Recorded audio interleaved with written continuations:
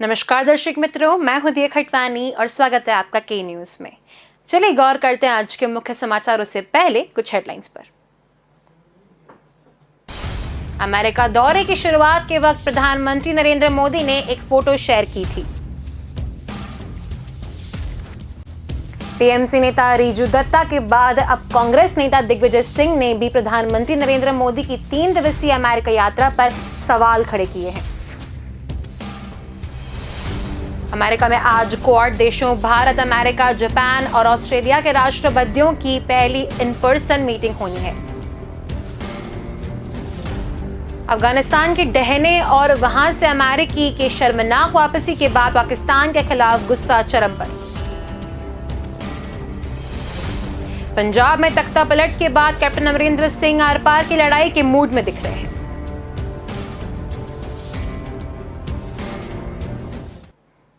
तो चलिए गौर करते हैं अब मुख्य समाचारों पर। अमेरिका दौरे की शुरुआत के वक्त प्रधानमंत्री नरेंद्र मोदी ने एक फोटो शेयर की थी। ये फोटो तब की थी जब मोदी बुधवार को अमेरिका के लिए एयर इंडिया वन प्लस के रवाना हुए थे। इसमें वे प्लेन में कुछ दस्तावेज पढ़ते नजर आ रहे हैं। मोदी की ये फोटो सोशल मीडिया पर वायरल हो गई। इसके बाद राजीव गांधी और लाल बहादुर शास्त्री समेत 4 पूर्व प्रधानमंत्रियों की ऐसी ही तस्वीरें शेयर कर ली गई। लोगों बोले कि यादें ताजा हो गई। मोदी की फोटो वायरल होने के बाद ही कई लोगों ने भारत के दूसरे प्रधानमंत्री लाल बहादुर शास्त्री की तस्वीर शेयर कर लिखा कि पुरानी यादें ताजा हो गई है। इस फोटो में शास्त्री अपनी पत्नी ललिता के साथ प्लेन में बैठे हुए हैं। शास्त्री कोई कागज पढ़ रहे हैं और उनकी पत्नी कोई किताब। ये तस्वीर शास्त्री परिवार के विभाकर शास्त्री ने शेयर की थी।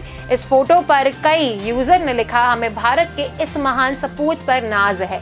यूजर्स ने पूर्व प्रधानमंत्री राजीव गांधी, पीवी नरसिम्हा राव, अटल बिहारी वाजपेयी की प्लेन के अंदर काम करने की ऐसी ही फोटो शेयर की। कुछ यूजर्स बोले कि मोदी अकेले ऐसा प्रधानमंत्री नहीं जो प्लेन में काम कर रहे हैं। कुछ की नजर उनके बैग पर लगे ताले पर गई। एक यूजर ने लिखा, इतनी सुरक्षा और प्लेन के भीतर सफर के बावजूद बैग पर ताले की क्या जरूरत है।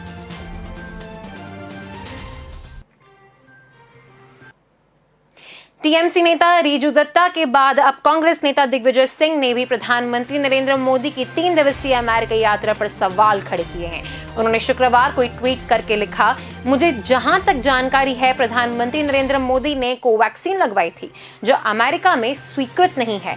क्या उन्होंने कोई और टीका लिया है या फिर अमेरिकी प्रशासन की ओर से उन्हें विशेष छूट दी गई है। दिग्विजय सिंह ने आगे लिखा है कि देश यह जानना चाहता है कि कोवैक्सीन लगवाने वाले प्रधानमंत्री मोदी को अमेरिका में इजाजत कैसे मिल गई। इस पहले रिजू दत्ता ने बुधवार को ट्वीट किया था कि पीएम मोदी को अमेरिका जाने की अनुमति कैसे मिली, क्योंकि अमेरिका ने भी अब तक भारत में निर्मित कोवैक्सीन को मान्यता नहीं दी है। इस मामले में उन्होंने विदेश मंत्री एस जयशंकर से जवाब मांगा था। उन्होंने पूछा था कि क्या सारे नियम करदाताओं के लिखे हैं। भारत में निर्मित कोवैक्सीन को अभी तक न तो विश्व स्वास्थ्य संगठन ने अपनी मान्यता दी है और न ही अमेरिका के फूड एंड ड्रग एडमिनिस्ट्रेशन की ओर से इसे मान्यता मिली है। हालांकि कोवैक्सीन को मान्यता देने के लिए विश्व स्वास्थ्य संगठन की ओर से 5 अक्टूबर को एक बैठक प्रस्तावित है। लंबे प्रतिबंध के बाद अमेरिका 33 देशों के लिए अपने दरवाजे खोलने जा रहा है। इसमें भारत भी शामिल है। मिली जानकारी के अनुसार नवंबर से विदेशी यात्रियों को अमेरिका जाने की अनुमति होगी, लेकिन सवाल यह है कि मान्यता न मिलने के बाद कोवैक्सीन लगवा चुके नागरिकों का क्या होगा। क्या अमेरिका की सरकार उन्हें मान्यता देगी?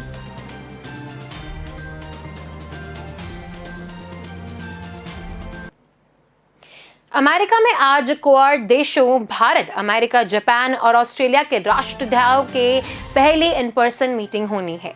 माना जा रहा है कि इस मीटिंग के दौरान प्रधानमंत्री नरेंद्र मोदी चीन से जुड़ी चिंताओं को ध्यान में रखेंगे। भारत की ये चिंता इसलिए लाजमी है क्योंकि क्वाड में शामिल देशों में भारत ही है जिसकी सीमा चीन से लगती है और दोनों देशों के बीच सीमा विवाद भी है।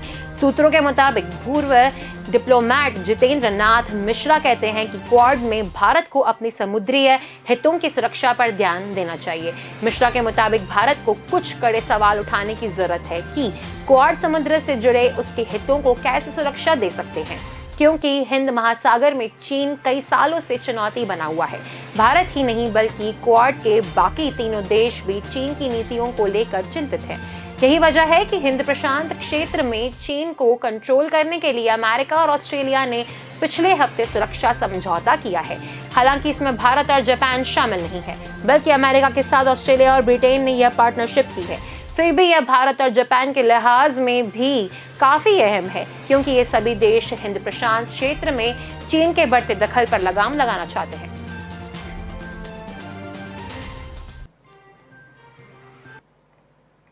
अफगानिस्तान के ढहने और वहां से अमेरिकी की रश्मनाक वापसी के बाद पाकिस्तान के खिलाफ गुस्सा चरम पर है।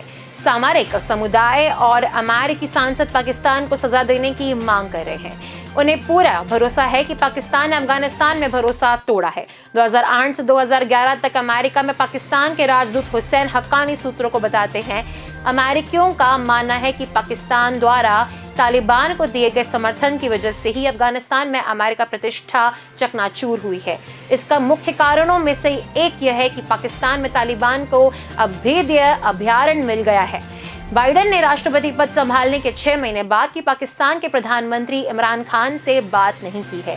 एक वरिष्ठ अमेरिका राजनीतिज्ञ बताते हैं कि पाकिस्तान के सेना प्रमुख जनरल कमर जावेद बाजवा ने हाल ही में सेवानिवृत्त जनरल और राजनेताओं की मीटिंग में यह चिंता जाहिर की है कि पाकिस्तान को अमेरिका प्रतिबंधों का सामना करना पड़ सकता है। अमेरिकी राजनयिक आते बताते हैं कि हाल में इतिहास में अमेरिका को हुए सबसे चौंकाने वाले नुकसान का ही नतीजा है कि बाइडेन ने इस्लामाबाद से मुंह फेर लिया है। वे कहते हैं कि अमेरिका सैनिक लौट आए हैं। ऐसे में रणनीतिक विवेक ये कहता है कि बाइडेन प्रशासन को पाकिस्तान के जनरल और राजनीतियों की वादा खिलाफी के लिए जवाबदेही तय करनी चाहिए और पाकिस्तान पर कार्रवाई करने के लिए बाइडेन प्रशासन पर अभूतपूर्व दबाव है।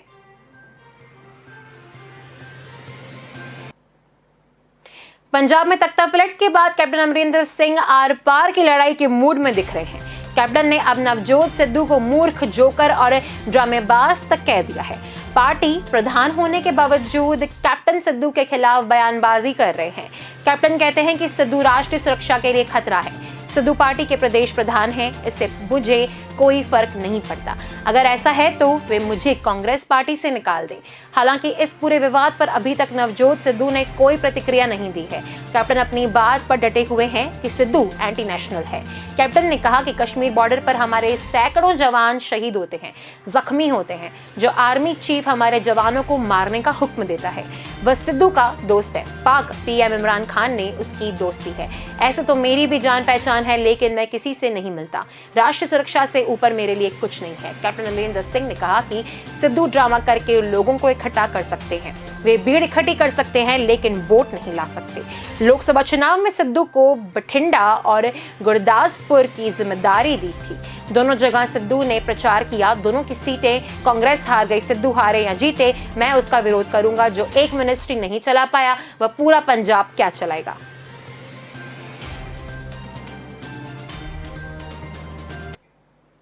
तो चलिए, वक्त तो चला एक छोटे से ब्रेक का। जल्द मिलेंगे इस ब्रेक के बाद।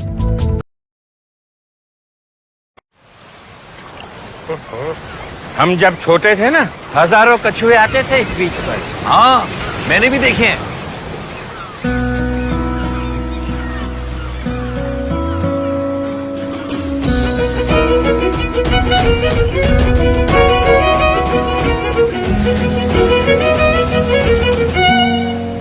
क्या कर रहे हो बेटा? कछुओं के लिए जगह बना रही हूँ ताकि वो दोबारा वापस आ सके।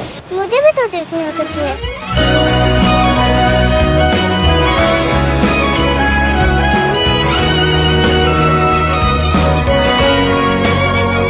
अगर कल को बदलना है तो पहले खुद को बदलना पड़ेगा।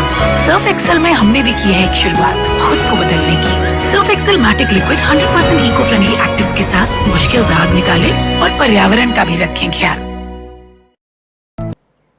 Welcome back. चलिए गौर करते हैं आगे के समाचारों पर। उत्तर प्रदेश में विधानसभा चुनाव से पहले भाजपा ने बड़ा दांव खेल दिया है। निषाद पार्टी को साथ लेने के साथ ही चुनावों में सीटों के बंटवारे पर भी सहमति बन चुकी है।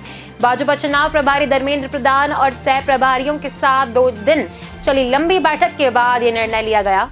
शुक्रवार दोपहर में धर्मेंद्र प्रधान प्रेस कॉन्फ्रेंस कर चुनावी रणनीति का भी खुलासा कर सकते हैं। साथ ही निषाद पार्टी से संगठन का ऐलान भी कर सकते हैं। दरअसल गुरुवार की रात सीएम योगी आदित्यनाथ के आवास पर कोर कमेटी की बैठक हुई। इसमें योगी, प्रदेश अध्यक्ष स्वतंत्र देव सिंह, दोनों उप मुख्यमंत्री और संगठन मंत्री सुनील बंसल मौजूद थे। कहा जा रहा है कि कोर कमेटी की इस बैठक में निषाद पार्टी के साथ गठबंधन पर चर्चा हुई है।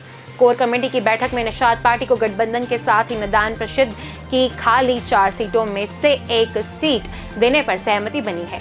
इस साल ऐलान से पहले आज भाजपा चुनाव प्रभारी धर्मेंद्र प्रधान और निषाद पार्टी के अध्यक्ष संजय निषाद के बीच मुलाकात होगी। लखनऊ में हुई बैठक की चुनाव प्रभारी और सह प्रभारियों के मंथन के बाद रिपोर्ट तैयार होगी, जिसे केंद्र नेतृत्व को सौंपा जाएगा। पार्टी के सभी चुनाव सह प्रभारियों ने चुनावी तैयारियों को लेकर अपने क्षेत्र की रिपोर्ट चुनाव प्रभारी धर्मेंद्र प्रधान को सौंपेंगे। धर्मेंद्र प्रधान यह रिपोर्ट राष्ट्रीय अध्यक्ष जेपी नड्डा को देंगे।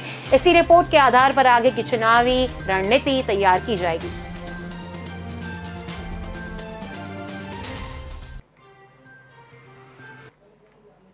अमेरिकी विदेश मंत्री एंटोनी ब्लिंकन ने कहा कि तालिबान के अंतर्राष्ट्रीय समुदाय के साथ संबंध इस समूह द्वारा की जाने वाली कार्रवाइयों से परिभाषित होंगे। उनका कहना है कि यह दुनिया के लिए एक एहसान नहीं है, बल्कि एक स्थिर और सुरक्षित अफगानिस्तान के लिए एक बुनियादी आवश्यकता है। 1 मई से शुरू हुई अमेरिकी सेना की वापसी के बाद तालिबान ने पिछले महीने अफगानिस्तान में लगभग सभी प्रमुख शहरों पर कब्जा कर लिया था। 15 अगस्त को राजधानी काबुल विद्रोहियों के साथ हाथों गिर गया था। कट्टरपंथी इस्लामी विद्रोहियों ने 6 सितंबर को पंजशीर पर जीत का दावा किया। तालिबान ने इसकी तरह काबुल पर कब्जा करने के बाद 3 सप्ताह बाद अफगानिस्तान पर अपना कब्जा पूरा कर लिया। ब्लिंकन ने गुरुवार को यहाँ एक प्रेस कॉन्फ्रेंस में कहा, फिर से तालिबान वेदता चाहते हैं, वह अंतर्राष्ट्रीय समुदाय से समर्थन चाहता है। अंतर्राष्ट्रीय समुदाय के साथ जो तालिबान के संबंध होंगे वे समूह की कार्रवाइयों से प्रभावित किए जाएंगे। हम यही देखते हुए आगे बढ़ रहे हैं। सिर्फ हम ही नहीं, सुरक्षा परिषद और दुनिया भर के देश ही देख रहे हैं। ब्लिंकन ने संवाददाताओं से कहा कि वर्तमान में चल रही संयुक्त राष्ट्र महासभा के उच्च स्तरीय 76वें सत्र के दौरान सुरक्षा परिषद G20 के साथ साथ कई द्विपक्षीय और बहुपक्षीय बैठकों में चर्चा का केंद्र अफगानिस्तान था। उन बैठकों में हमने रेखांकित किया कि यह कितना महत्वपूर्ण है कि अंतर्राष्ट्रीय समुदाय उन्हें दृष्टिकोण में एकजुट रहा।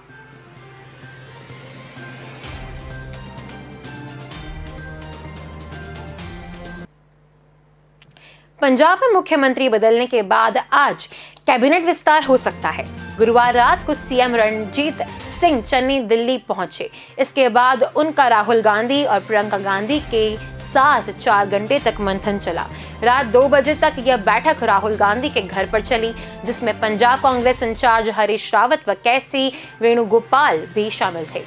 खास बात यह है कि इस बार नवजोत सिद्धू को बैठक में शामिल नहीं किया गया। कांग्रेस हाईकमान ने सीएम चन्नी को अकेले ही दिल्ली आने के लिए कहा था। सूत्रों के मुताबिक कैप्टन अमरिंदर सिंह के बागी तेवरों ने कांग्रेस की टेंशन बढ़ा रखी है। कांग्रेस हाईकमान को आशंका है कि अगर उनके करीबियों को पता काटे गए तो फिर वो कैप्टन के साथ जा सकते हैं। ऐसे में सरकार के खिलाफ बगावत मजबूत होगी। वहीं कैप्टन इसके बाद कोई बड़ा फैसला ले सकते हैं, इससे सरकार को खतरा भी हो सकता है। पंजाब में मौजूदा वक्त में मुख्यमंत्री के अलावा सुखजिंदर सिंह रंधावा और ओपी सोनी ने डिप्यूटी सीएम के तौर पर शपथ ग्रहण की है। पंजाब में सत्ता मिलने के बाद कांग्रेस प्रधान नवजोत सिद्धू और सीएम रणजीत सिंह चन्नी कैप्टन के करीबियों को निपटाने में लगे हुए हैं। मंत्री पद को लेकर भी उनके यही मंशा थी।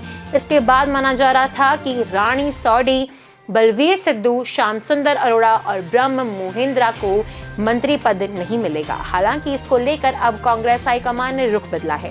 इनका मानना है कि अगर सभी को हटा दिया तो वे कैप्टन के साथ खुलकर शामिल हो जाएंगे।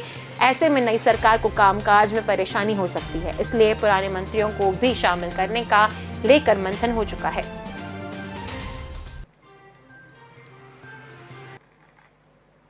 प्रधानमंत्री नरेंद्र मोदी शुक्रवार को अमेरिका के राष्ट्रपति जो बाइडेन के साथ मुलाकात करेंगे। यह दोनों देशों में शीर्ष स्तर पर आमने सामने की पहली वार्ता होगी। दोनों नेताओं के बीच अफगानिस्तान में बदले हालात के मद्देनजर चीन और पाकिस्तान के गठजोड़ से उत्पन्न खतरों से मुकाबला करने की रणनीति पर चर्चा होगी। प्रधानमंत्री भारत, अमेरिका, ऑस्ट्रेलिया और जापान को मिलकर बने संगठन क्वाड की बैठक में भी शामिल होंगे।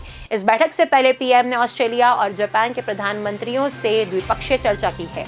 क्वाड देशों के गठबंधन हिंद प्रशांत क्षेत्र में चीन का बढ़ती दखलंदाजी के मुकाबले करने का लिए बनाई गई है। पीएम ने अमेरिकी उपराष्ट्रपति कमला हैरिस से मुलाकात की। हैरिस ने आतंकवाद के प्रसार में पाकिस्तान की भूमिका के मद्देनजर उसकी निगरानी किए जाने की जरूरत पर बल दिया। पीएम ने कहा कि हैरिस के उपराष्ट्रपति बनने से दोनों देशों के संबंधों में एक नई मजबूती आएगी। उपराष्ट्रपति कमला हैरिस के पीएम मोदी की मुलाकात के बाद अब सभी की नजरें जो बाइडेन और पीएम मोदी की मुलाकात पर टिकी है।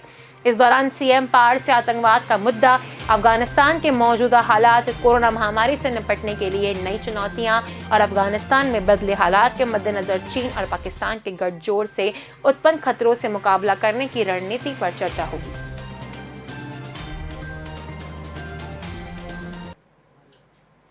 गूगल ने गोपनीय डाटा लीक को लेकर दिल्ली हाईकोर्ट में भारतीय प्रतिस्पर्धा आयोग के खिलाफ रीट याचिका दायर की है। गूगल ने दिल्ली हाईकोर्ट को बताया कि वह नहीं चाहता है कि भारतीय प्रतिस्पर्धा आयोग कोई गोपनीय डेटा को गैरकानूनी तरीके से सार्वजनिक करे।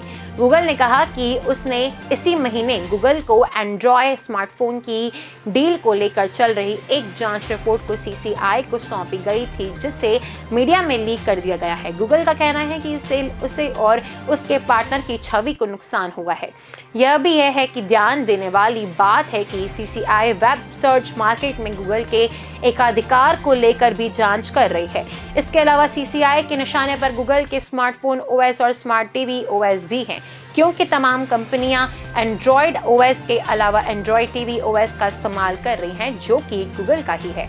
ऐसे में इस मार्केट में भी गूगल के एकाधिकार को लेकर जांच हो सकती है। गूगल ने अपनी याचिका में कहा है कि किसी भी सरकारी जांच में दस्तावेजों की गोपनीयता बहुत जरूरी होती है, जबकि सीसीआई ने ऐसे दस्तावेज को मीडिया में लीक कर दिया है।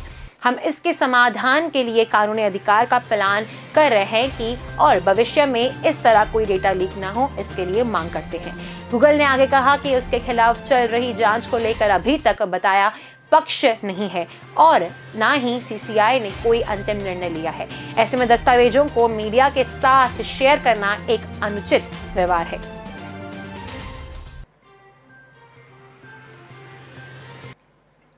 तो चलिए, वक्त तो चला एक छोटे से ब्रेक का। जल्द मिलेंगे इस ब्रेक के बाद।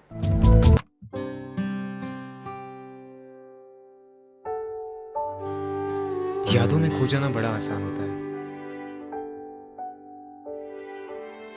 और कुछ चीजें इन यादों के बहुत करीब ले जाती है। हर लम्हा नजर के सामने आ जाता है, उस पल की खुशी महसूस होने लगती है, मानो कल की ही बात हो। वक्त बीत जाता है, मगर दिल के रिश्ते कभी नहीं बदलते। ऐसे ही दिलों के रिश्ते सजाए अजय अरविंद भाई खत्री।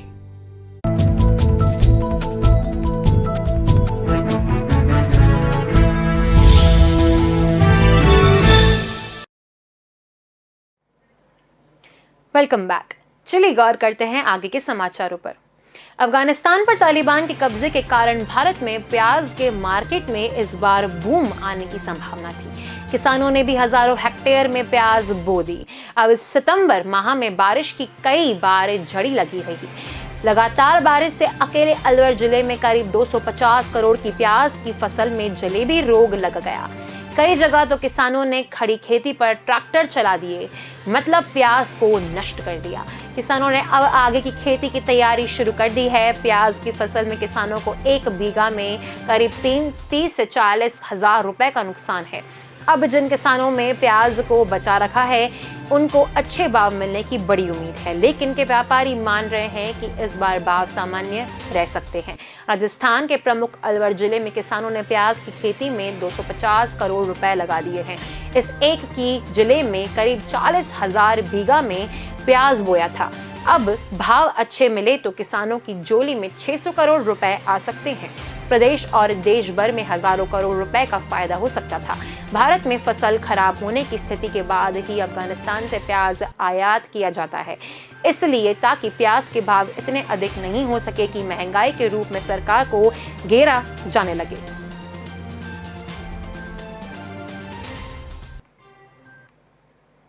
देश के कंज्यूमर कोर्ट ने लग्जरी होटल चेन आईटीसी को आदेश दिया है कि वह एक महिला को मुआवजे के तौर पर 2 करोड़ रुपए दे।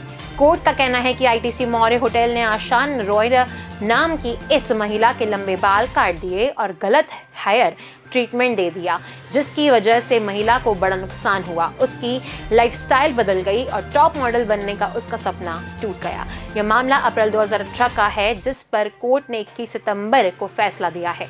कंज्यूमर कोर्ट की एक बेंच के प्रेसिडेंट आर.के. अग्रवाल और सदस्य एस.एम. कांतिकार ने महिला को यह मुआवजा दिलवाया। उन्होंने कहा कि महिलाएं अपने बालों के लिए बहुत फिक्रमंद होती हैं, उन्हें खूबसूरत बनाए रखने के लिए अच्छा पैसा खर्च करती हैं और उससे भावनात्मक तरीके से जुड़ी होती हैं। होटल पर सिर्फ महिला के बाल काटने का ही नहीं, बल्कि हेयर ट्रीटमेंट में मेडिकल लापरवाही करने का भी आरोप लगा है।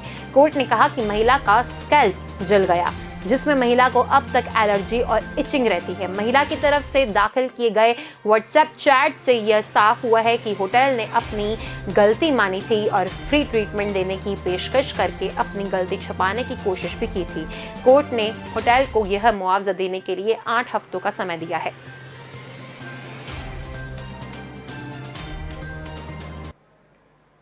दुनिया भर में कोरोना के खिलाफ बूस्टर शॉट को लेकर छिड़ी बहस के बीच अमेरिका ने अपने नागरिकों के लिए इसकी अनुमति दे दी है। मिली जानकारी के मुताबिक 65 की उम्र पार कर चुके या फिर अस्पतालों में तैनात 54 से 65 वर्ष के लोगों को यह बूस्टर डोज दी जाएगी। अमेरिका के फूड एंड ड्रग एडमिनिस्ट्रेशन ने इसके लिए हामी भर दी है। गुरुवार रात को सीसीडी निदेशक डॉक्टर रशॉल वॉलेंस्की ने बताया कि कोरोना को लेकर सलाहकारों के एक पैनल ने कमजोर इम्यूनिटी वाले लोगों के लिए बूस्टर डोज की मंजूरी दी है। अमेरिका पैनल ने बूस्टर शॉट की मंजूरी सिर्फ उन लोगों के लिए दी है जो 6 महीने पहले वैक्सीन के दोनों डोज ले चुके होंगे। माना जा रहा है कि वैक्सीन के तीसरे डोज से उनकी इम्यूनिटी अच्छी होगी, जिससे कोरोना के खिलाफ बेहतर तरीके से जंग लड़ सकेंगे। बूस्टर डोज के लिए सिर्फ 65 साल के ऊपर के लोग ही मान्यता है, फिर डोज लेने वाले को हेल्थ वर्कर होना चाहिए। लेकिन पैनल के सामने 18 से 64 वर्ष के हेल्थ वर्करों को भी बूस्टर डोज देने का प्रस्ताव रखा गया था, जिसे पैनल ने खारिज कर दिया। हालांकि सीसीडी निदेशक डॉक्टर रोशेल वॉलेंस्की ने दोबारा पैनल के सामने यह प्रस्ताव रखा है। माना जा रहा है कि अगले सप्ताह तक पैनल इस पर फैसला ले सकती है।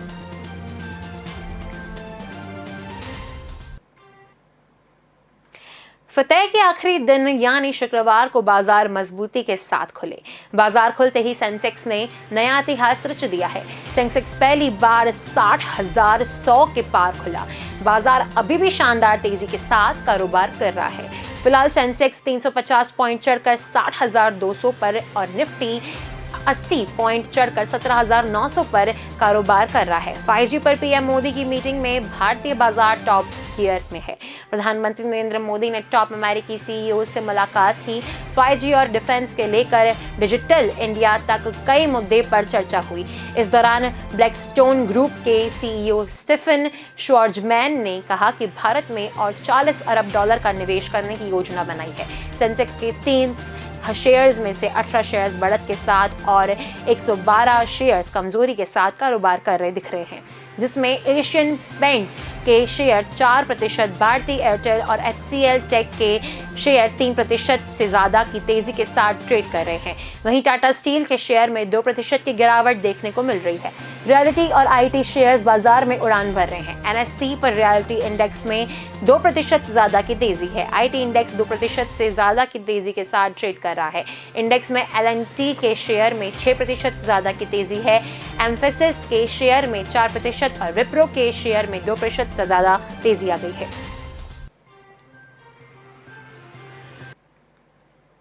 बढ़ती महंगाई में आम आदमी को एक और झटका लग सकता है। मीडिया रिपोर्ट के मुताबिक आने वाले दिनों में ग्राहकों को प्रति LPG सिलेंडर 1,000 रुपए चुकाने पड़ सकते हैं।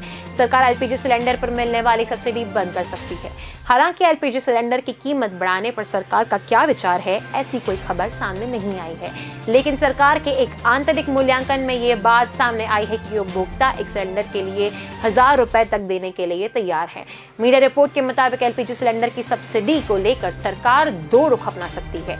पहला ये कि सरकार या तो अभी जैसा चल रहा है वैसा चलने दे, दूसरा कि उज्ज्वला योजना के तहत आर्थिक रूप से कमजोर उपभोक्ताओं को ही सब्सिडी दी जाए। हालांकि सब्सिडी देने के बारे में अभी कुछ भी साफ नहीं गया है।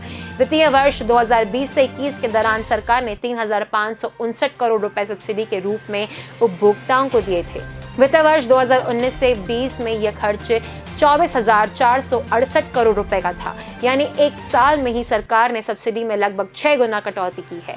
दिल्ली में इस साल 1 जनवरी को एलपीजी सिलेंडर की कीमत 654 रुपए थी। अब सिलेंडर की कीमत 884.50 रुपए है, यानी कि जनवरी में अब तक 190.50 रुपए घरेलू गैस सिलेंडर के दाम बढ़ गए हैं। भारत में लगभग 29 करोड़ रुपए लोगों के पास एलपीजी कनेक्शन है। इसमें उज्ज्वला योजना के तहत करीब 8 करोड़ एलपीजी कनेक्शन शामिल है।